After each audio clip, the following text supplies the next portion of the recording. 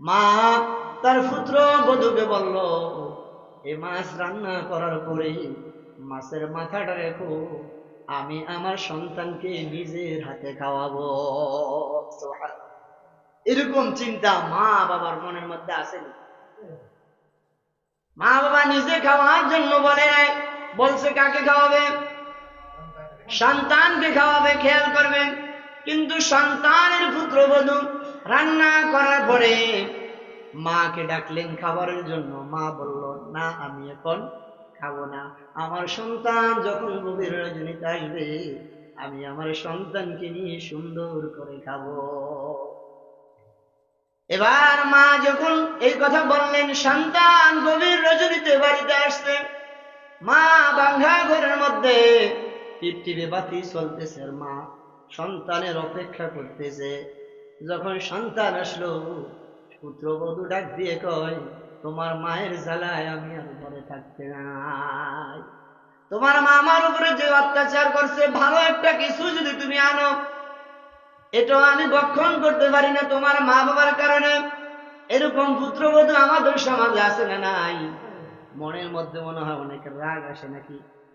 সব সমাজে এরকম দজ্জাল মার্কা মহিলা আছে।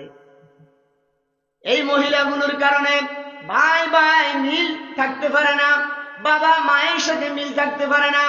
এই মহিলাদের কারণে আজকে সংসারের মধ্যে ধ্বংস, সংসারের মধ্যে ভাই ভাইয়ের সাথে মারামারি, ভাই ভাইয়ের সাথে খুনাখুনি, ঠিক কিনা?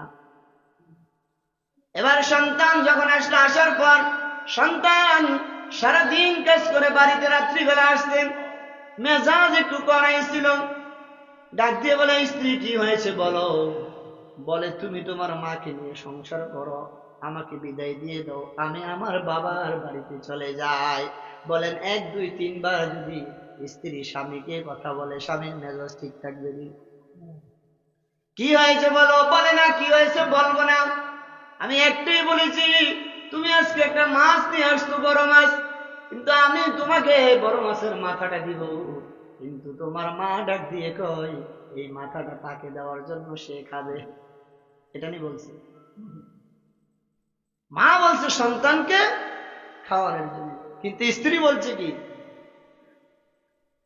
এবার স্বামী মেজাজ বড় গরম, দৌড় দিয়ে চলে গেলেন মায়ের রুমে।